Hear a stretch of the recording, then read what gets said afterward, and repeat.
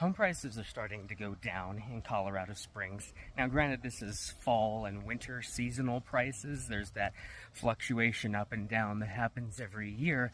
But, of course, ever since the election back in November, there has been a level of uncertainty that a lot of would-be buyers have, where the sentiment is kind of, well, let's see what happens. Let's see what happens with home prices.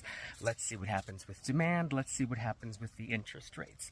If the interest rates come down, sure, I might buy. But, I mean, of course you could buy now and refinance later, but if it's just too expensive to buy now, then yeah, I guess you wait. And I taught a free homebuyer class a few days ago wherein I said, and I've been saying this, that if you want to buy a $500,000 house in Colorado Springs, which is the average home price here, then you're going to need to make at least $150,000 a year household.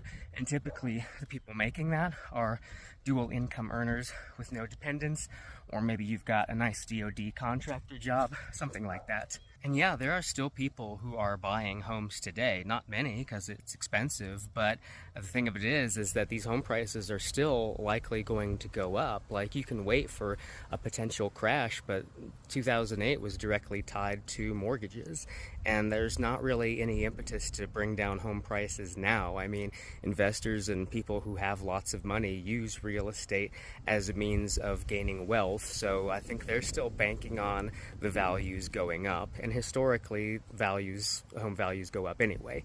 And I'm not trying to say this I guess I am trying to say buy a house. That's my job, of course. But I also want to be realistic about it with people, and I don't sugarcoat it. I don't try to convince you that it's an amazing thing to buy a house. I mean, yeah, you're building equity.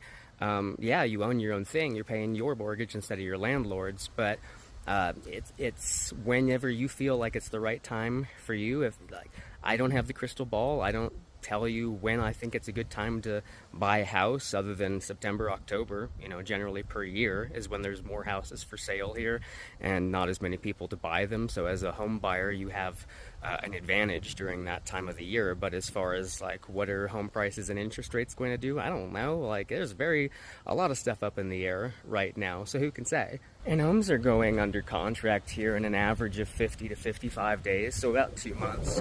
But if the home is move-in ready, it's done, remodeled, no deferred maintenance, it goes a lot quicker. And interest rates are at a 6.37 for a 30-year last I checked, which is better than a 6.7, 6.8.